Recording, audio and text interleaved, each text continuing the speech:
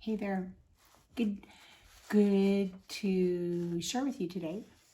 And it's a day late today. We were out of town, and I'm glad we're finally back together. I was thinking of this lesson and how amazing Daniel is, and maybe you've thought of that too. It's like just proved his faithfulness to God over and over and over. Didn't waver, just stuck to the plan, stuck to what he knew God wanted him to do. Didn't falter or anything.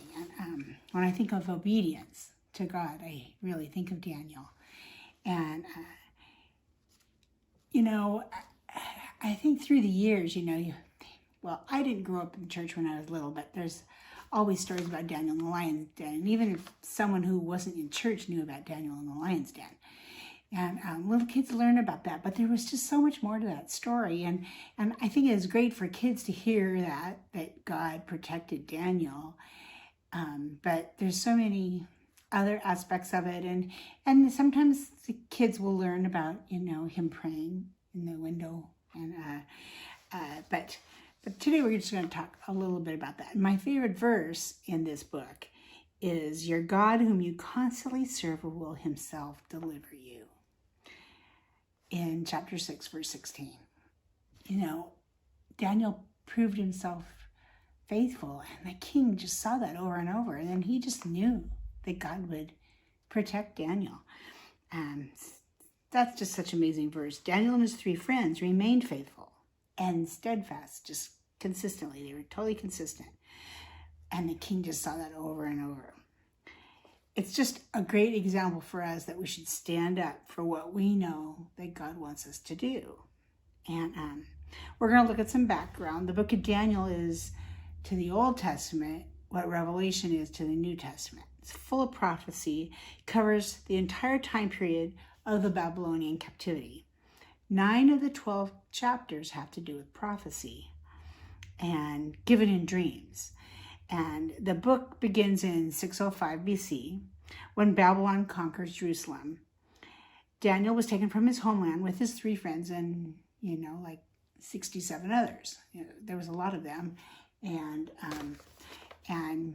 they left because the prophets had forewarned Israel for hundreds of years that not to sin against God and what he wanted for them, and there'd be consequences.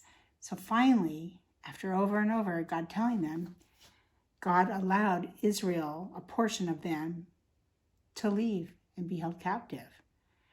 And just so that they would learn to trust him and they would know that he would continue to take care of them always. And Daniel was taken, with his friends, and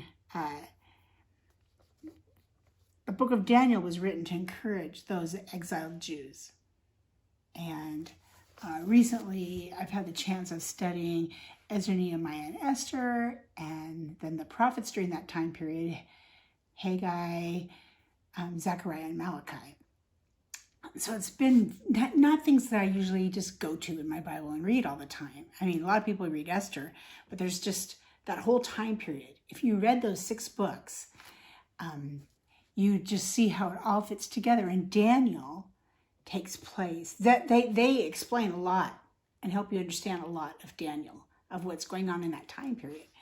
And the Babylonian leaders chose and trained some of the captives, their brightest stars, the people that they thought would make great leaders. And usually they're the criteria, were they poised socially? Were they physically strong? Usually they chose someone young, and they wanted to train them to be the leaders in Babylon. And Daniel and his 3 friends were chosen, and Daniel's name had meant God, my judge, and they changed the name to Belteshazzar. Hananiah, the Lord is gracious, they changed to Shadrach.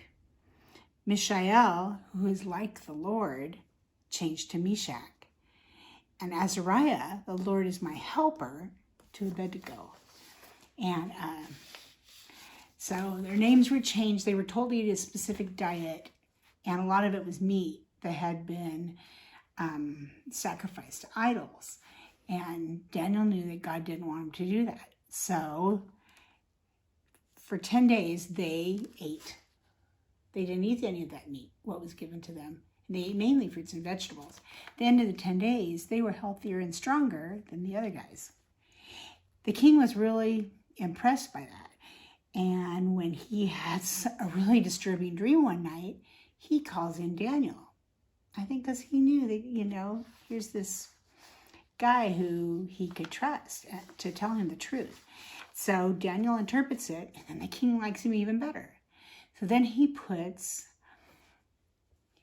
Daniel and his 3 friends in charge of a lot. And for a lot of years, they served, and they, were in charge of several things. And then after several years of no corruption was found in them, and that kind of bothered the other leaders.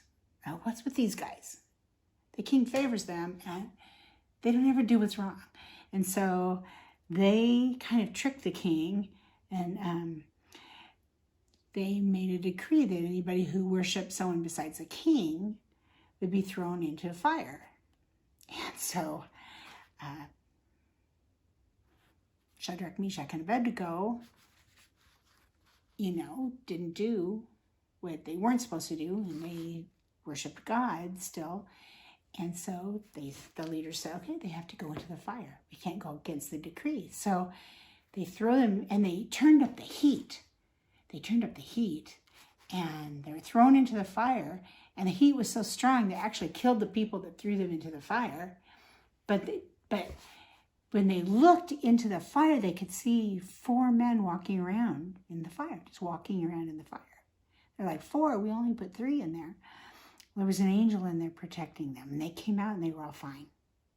That also impressed the king. He's like, wow, this God is powerful, and this God of Daniel's is just bigger than any of my things. And so he was so amazed by this, he decided to build a big altar out of gold, big statue out of gold, which, of course, Daniel's not going to bow down to. So there's another decree. They were really big in those days.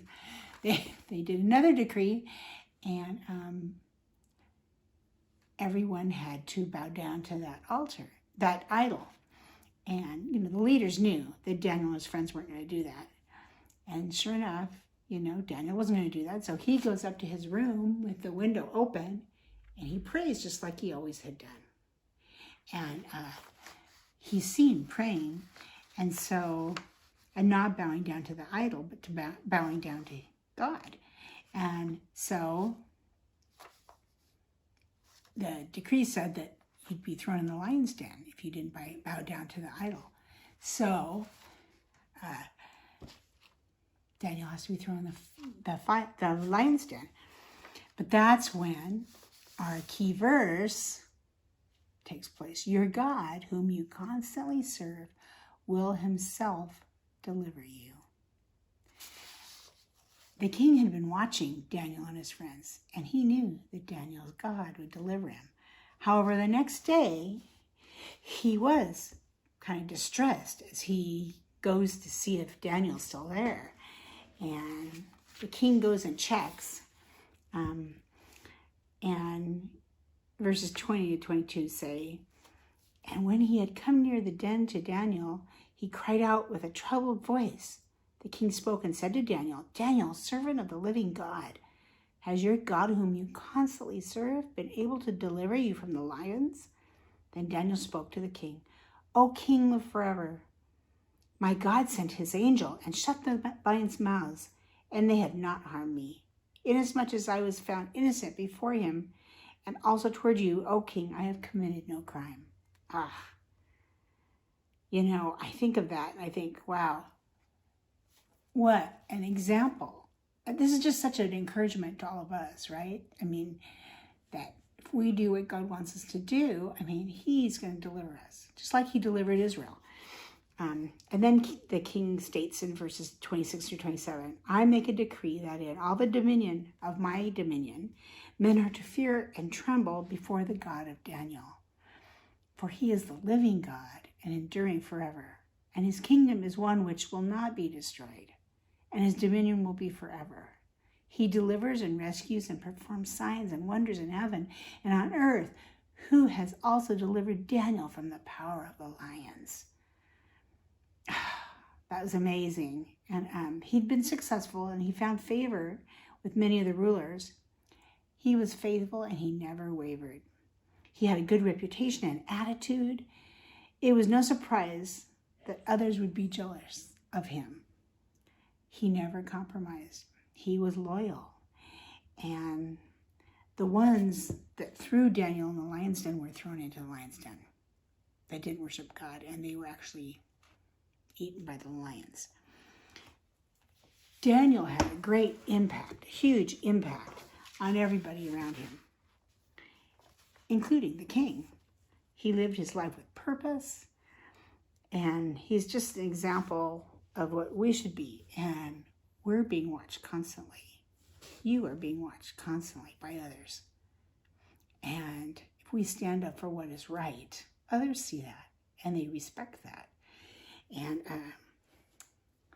I think that this story, we can just rest in the fact that God will deliver us from whatever we're in. And, I was just thinking about a lot of things going on in the world right now, and that some people are just trying to stand up for truth, and they have no fear of that. And they're bold for God, and they might be being persecuted. Maybe you are being persecuted, but I just really admire that. And I have a friend who is really involved with leaders in government, and he's the boldest person I know for the Lord, and he just stands up for truth, and I just admire that so much, and I would hope that I could be that way too.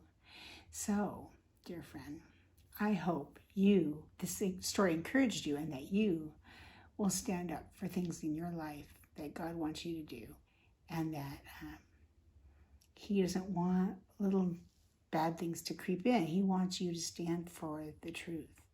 And the more you're in the Word, the more you can learn about God and see how holy and righteous he is, and learn what you're supposed to do. Anyway, thank you for joining me, and I hope to see you next week. God bless.